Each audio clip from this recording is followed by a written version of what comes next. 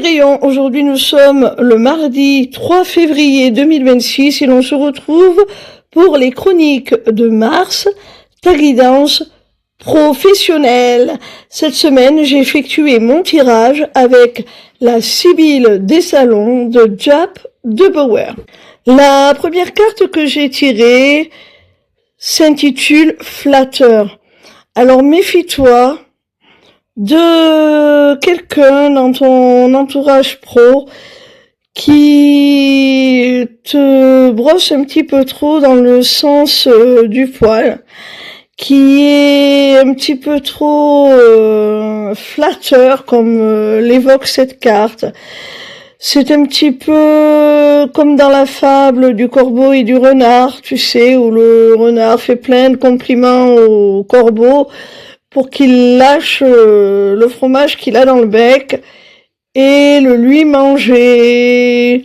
Voilà, ben c'est un peu ça, hein. C'est quelqu'un qui a envie de tirer la couverture à lui, de profiter de ta situation pour son intérêt personnel. La seconde carte que j'ai tirée s'appelle une brune. Elle te parle d'une jeune femme brune. Alors, ça peut être à prendre au sens propre.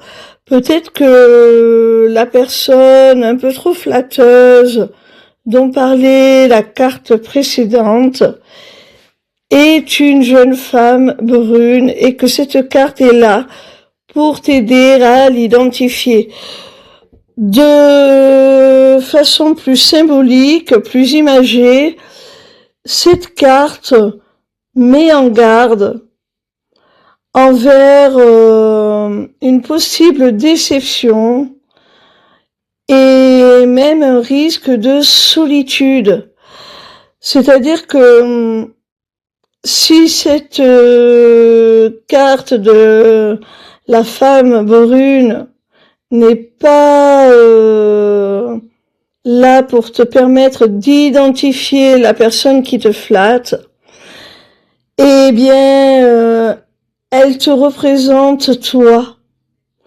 Et elle te met en garde contre la déception que va t'infliger cette personne.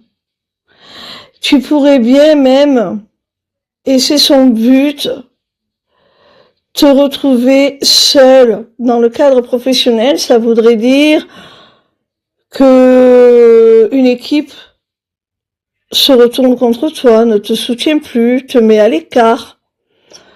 Tu pourrais perdre ta clientèle si tu travailles pour toi, parce que cette personne t'aura volé tes clients. Voilà. La troisième carte est celle de la mort. Cette carte, elle t'indique la nécessité de faire le deuil de ce partenariat, de cette relation professionnelle avec cette personne, de rompre tout lien avec elle, de te dégager de tout accord, tout contrat, tout engagement que vous pourriez avoir ensemble, en commun. Cette carte, elle t'indique aussi que tu dois, sur un plan plus personnel, faire le deuil de cette relation qui a pu compter pour toi plus qu'une relation professionnelle, d'où ta déception. Cette personne, tu as pu la considérer comme une amie, et là tu tombes de haut et on te dit attention, même si ça fait mal, il va falloir faire une croix sur cette personne, hein. La quatrième carte se nomme dépit. Alors, si Tu dois couper toute interaction avec cette personne. Ce n'est pas par gaieté de cœur. Ce n'est pas vraiment un choix. C'est par dépit.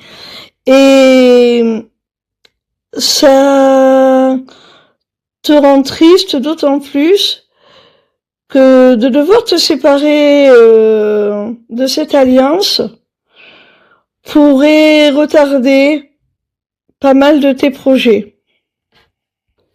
La 5e et dernière carte est celle du rentier.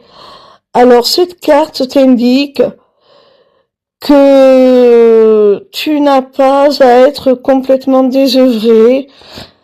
Sache que tu peux garder confiance parce qu'il y a quelqu'un de ton entourage pro qui va pouvoir t'apporter les ressources, les moyens de mener à terme ton projet.